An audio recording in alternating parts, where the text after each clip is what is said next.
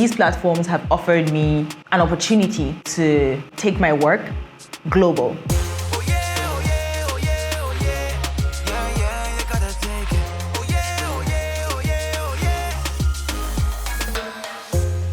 I went from working in radio and then moving to digital platforms. A colleague of mine actually introduced me to freelance platforms. I had just left one station trying to move to another. He walked me through what Fiverr was. We had video meeting sessions where he would explain the interface to me. So when I was able to understand how to navigate that platform, I'd done a couple of jobs. I was like, oh, okay. Are there more things like Fiverr? So I use voices.com. I use Upwork. In Nigeria, there's an African-owned one that is called Terra Work. Voquent, Voice123, there's Voice Bunny.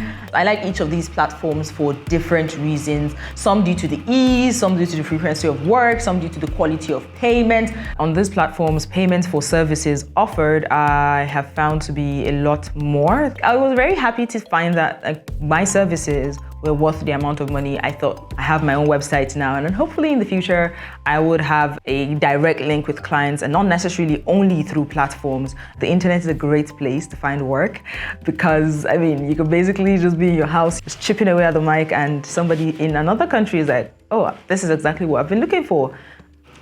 I manage my 24 hours by scheduling a lot. After doing my devotions and praying, I would work out. After breakfast, I do vocal exercises. COVID positively affected my voiceover in some way.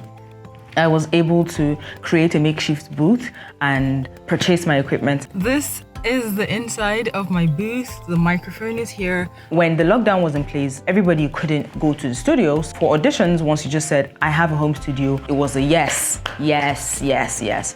The good thing about working on platforms for me has to be the flexibility, and the bad thing has to be the flexibility.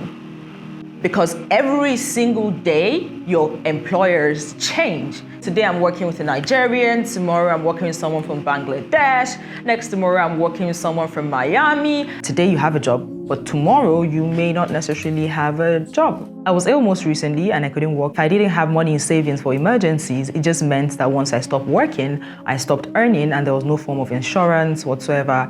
For working online, you have to constantly keep replying and replying, especially Fiverr. When you reply late, it affects your response rate, which I have a problem with. Considering the fact that sometimes you're not close to your phone and life is actually happening, I had auditioned for jobs daily because it keeps me on my toes and it also increases my chances of getting jobs on these platforms. I can create plots to visually identify patterns. There are lots of other women I meet on these platforms and it warms my heart to see. Most times they're very welcoming, or if you have any cause for interaction, it's always great. I have had no form of assault or abuse or harassment on any of the platforms I have worked on so far. Some people are quite skeptical about maybe leaving the production or the really technical bits of the occupation to women. Somewhere in the back of my mind, I always have this crusader type mindset, like, you represent women in their entirety. So if I have a project, I deliver excellent on it, just so nobody else says next time that, oh, I gave a woman this particular tech project and she wasn't able to nail it.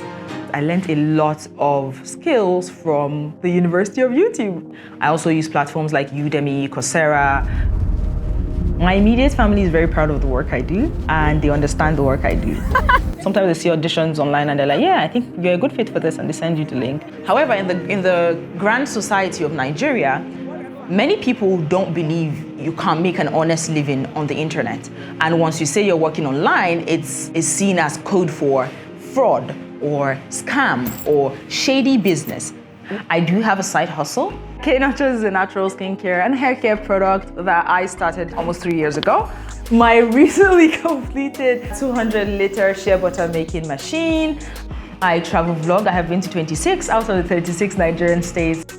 What helps me is having a team of like-minded creatives. I have producers, I have editors, I have animators, I have videographers. So we collaborate on projects. So it's just about building community. That for me has helped keep me afloat.